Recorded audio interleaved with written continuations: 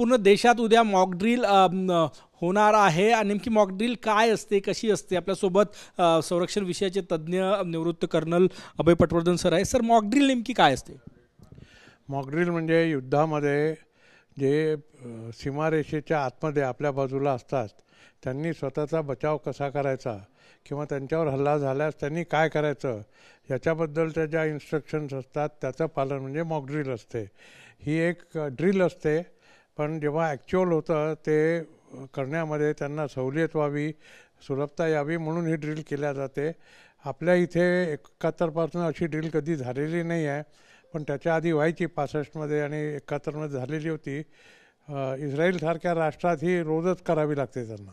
Sir, mock ड्रिलमध्ये कुठले instruction दिले जातात सर्वसामान्य नागपूर, समजा नागपुरात आपण आहोत, महाराष्ट्रात आहोत, तर कुठले इन्स्ट्रक्शन दिल्या जाईल? आपल्याला पहिल्यांदा इन्स्ट्रक्शन मिळतील आहे की जर तुमच्या शहरावर हवाई हल्ला होणार असेल, मिसाईल हल्ला होणार असेल तर काय होईल. अशा वेळेला जेव्हा यांना कळतं की एअरक्राफ्ट किंवा मिसाईल तुमच्या शहराच्या दिशेने येतात आहेत, त्यावेळेला शहरामध्ये सगळीकडे सायरन वाजायला सुरुवात होते, भोंगे वाजायला सुरुवात होते. हा भोंगा वाजताच नागरिकांनी स्वतःचं जे शेल्टर असतं त्या शेल्टरमध्ये जायला पाहिजे. आपल्या इथं अशी शेल्टर्स नाही आहेत, ही फक्त सीमेवर लोकांनी केलेली आहेत, ज्याच्यामध्ये फायरिंग सुरू झालं की त्या शेल्टरमध्ये किंवा बंकरमध्ये अंडरग्राऊंड असतं हे, त्याच्यामध्ये जातात. अनेक इंग्रजी सिनेमांमध्ये तुम्ही पाहिलं असेल, वेस्टर्न साईडला खास करून इस्रायल, अरब आणि इजिप्तमध्ये अशी आहे जिथे सतत युद्धाची शक्यता असते.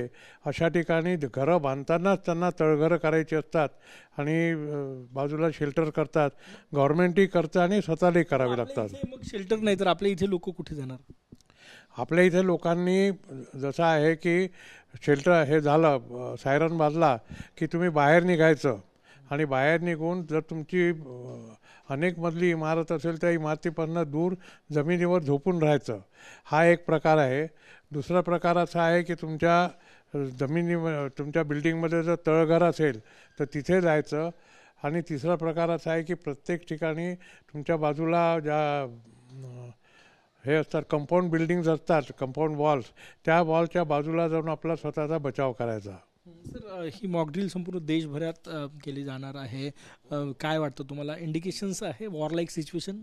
वॉर लाईक सिच्युएशन तर आहेत, म्हणूनच गृहमंत्रालयाने 5 गोष्टींची मॉक ड्रिल करायला सांगितली आहे.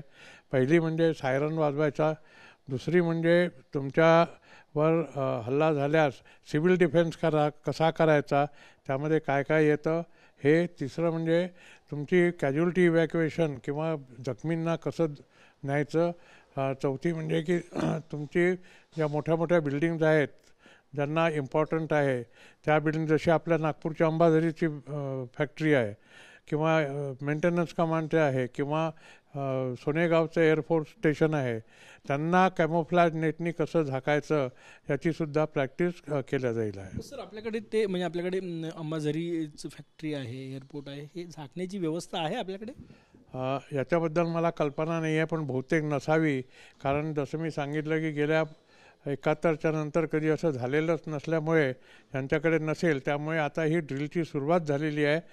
उद्या जे ड्रिल होईल त्याच्यामध्ये सगळ्यांना हे लक्षात येईल की आपल्याकडे काय काय कमी आहे. बेसिकली मॉक ड्रिल म्हणजे काय आहे की तुमचं जे सिव्हिल डिफेन्स असतं, डिझास्टर मॅनेजमेंट, त्याचं एक हे ऑफशूट आहे. डिझास्टर मॅनेजमेंटच्या सगळ्या गोष्टी याच्यामध्ये असतात. त्यामुळे हे गृहमंत्रालयाच्या खाली येतं. कलेक्टर ज्याचा इन्चार्ज असतो करण्याचा, त्याच्यामध्ये शाळा कॉलेजेसचे विद्यार्थी आणि NCCचे विद्यार्थी, होमगार्ड, पोलीस या सगळ्यांचा सहभाग असतो. या सगळ्या सिच्युएशन्समध्ये शाळांबाबत काय इन्स्ट्रक्शन असतात? शाळांमध्ये ज्या वेळेला जसं बाकीच्या नागरिकांकरता आहे की सायरन वाजला की तुम्ही शाळेच्या बाहेर पडायचं, बिल्डिंगमध्ये राहायचं नाही आणि बाजूच्या कुठेही एक तर आपला आडोसा धरायचा किंवा जमिनीवर झोपायचं जर तुमच्याकडे तळघर वगैरे नसेल तर. पण बिल्डिंगपासून दूर जायचं, कारण ती पडल्यावर तुमची कॅज्युअल्टी होण्याची शक्यता असते. आपल्या शहराचा विचार केला तर किती वर्षानंतर मॉक ड्रिल होत आहे वॉर लाईक सिच्युएशनची, युद्धाची? याची मला कल्पना नाही, कारण 71च्या लढाईत तर मी स्वतःच बाहेर होतो. पण आमचे वडील सांगायचे की त्यावेळेला फक्त ब्लॅकआउटची प्रॅक्टिस झालेली होती, बाकीच्या प्रॅक्टिसेस झालेल्या नव्हत्या. सर याच्यामध्ये मॉकड्रिलमध्ये विमानातून हल्ला झाला तर काय करायचं हे पण सांगितलं जाणार. बरोबर आहे. विमानातनं हल्ला झाला की त्याचे दोन गोष्टी असतात. एक तर विमानाला रात्रीच्या वेळी विमानं येतात हल्ला करायच्या, म्हणजे बॉम्बिंग करायला येतात. त्यावेळेला त्यांना दूरनं लाईट दिसू नये म्हणून तुमच्या घरातले लाईट सगळे बंद करायचे. ज्या गाड्या रस्त्यावर असतील त्या गाड्यांनी आपले लाईट बंद करायचे, इंडिकेटर बंद करायचे, आतले लाईट बंद करायचे. कोणी बाहेर उभं राहून सिगरेट बिडी प्यायची नाही, कारण तो लाईटसुद्धा खूप दूरवरनं दिसतो. त्याच्यामुळे ते लोकेशन तुमचं जे आहे ते सिटीचं लोकेशन त्या माणसाला कळतं, वैमानिकाला, आणि तो तिकडे बॉम्ब सोडू शकतो. आमची जेव्हा लढाई झाली होती एकातरी त्यावेळेला इतकं प्रगत तंत्रज्ञान नव्हतं, पण आता जर तुम्ही साधारण 20 ते 30 किलोमीटर दूरपासनं आपलं लक्ष शोधू शकता आणि त्यांच्या रडारवर ते येतं. त्यामुळे सगळ्यांना याची फार कसोशीने प्रॅक्टिस करायची आणि त्याचं पालन करायची आवश्यकता आहे. कुठली कुठली यंत्र, म्हणजे नागपूरचा विचार झाला तर जिल्हाधिकारी कार्यालय मॉकड्रिल घेणार, पोलीस घेणार, महानगरपालिका घेणार, कोण कुठली यंत्रणा इन्व्हॉल्व असतात मॉकड्रिलमध्ये की सगळ्या यंत्रणा असतात? सगळ्या यंत्रणा, सरकारी यंत्रणा जेवढ्या काही आहेत, तसं रेल्वे आहे. जर सायरन वाजला तर रेल्वे स्टेशनवरची सगळी जे आहेत लाईट्स ते बंद होतील आहे. आणि गाड्या जर चालल्या असतील, म्हणजे ट्रेन जर रन करत असेल तर ती ट्रेन आहे तिथे थांबून राहील आहे. सगळ्यांचे लाईट जातील. पोलीस जे आहेत ते रस्त्यावर येतील. जे काही वाहनं चालतात आहेत त्या वाहनांना आहे तिथे थांबवून त्यांचे लाईट लावायला लागतील. आपल्या इथे जे हे आहेत NGOज आहेत ते रस्त्यावर फिरतील. ज्या लोकांचे लाईट घरामध्ये चालू आहेत आणि ज्यांनी ब्लॅकआउटची ड्रिल केलेली नाही आहे किंवा त्यांनी आपल्या काचांना काळं हे पडदे लावलेले नाही आहेत, त्यांना सांगतील की तुम्ही लाईट बंद करा. तर असे अनेक प्रकारे करता येतं.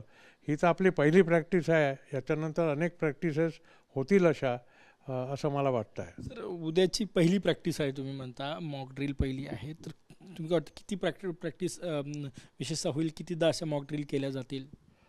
हे तर सरकारवर अवलंबून आहे की केव्हा आपण ॲक्शन घेणार आहोत. जर लगेच ॲक्शन घेणार असू तर याचे मॉक ड्रिलची जी आहे ती प्रॅक्टिस लवकर होईल. पण ती नागपूरमध्ये कमी होईल आहे, कारण नागपूर आपलं सेंटरमध्ये आहे. त्याच्यामुळे इतक्या दूर विमान येणं आपल्या इकडे जवळपास अशक्य जरी नसलं तरी फार कठीण आहे आणि दूरवरनं दिसेल. त्यामुळे आपल्याला इतका त्याची झळ बसणार नाही. पण सीमेवरची जी राज्य आहेत, हरियाणा, हाच प्रश्न विचारायचा आहे की सर्वाधिक झळ या युद्धाची सीमावर्ती भागात, म्हणजे कुठपर्यंत, कारण की प्रगत तंत्रज्ञान आहे, तर कुठपर्यंत जास्त डेंजरस आहे? संपूर्ण हिमाचल, संपूर्ण काश्मीर, संपूर्ण दिल्ली रिजन, राजस्थान, गुजरात हे सगळे याच्यामध्ये येतात जर पाकिस्तानची लढाई झाली तर.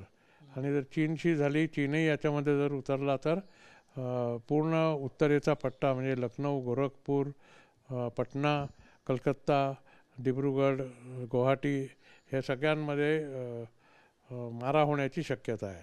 सर मला शेवटचा प्रश्न, मॉक ड्रिल साठी लोकांना कंपल्शन असेल तुम्ही त्यात सहभागी व्हा?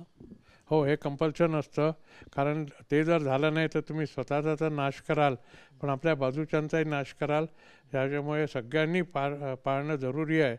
माझी सगळ्यांना विनंती आहे की जे प्रॅक्टिस होते आहे त्याच्यामध्ये भाग घ्या, त्याच्यापासून शिका आणि पुढची जी प्रॅक्टिस होईल त्याच्यामध्ये त्याचं कसोशीने पालन करा.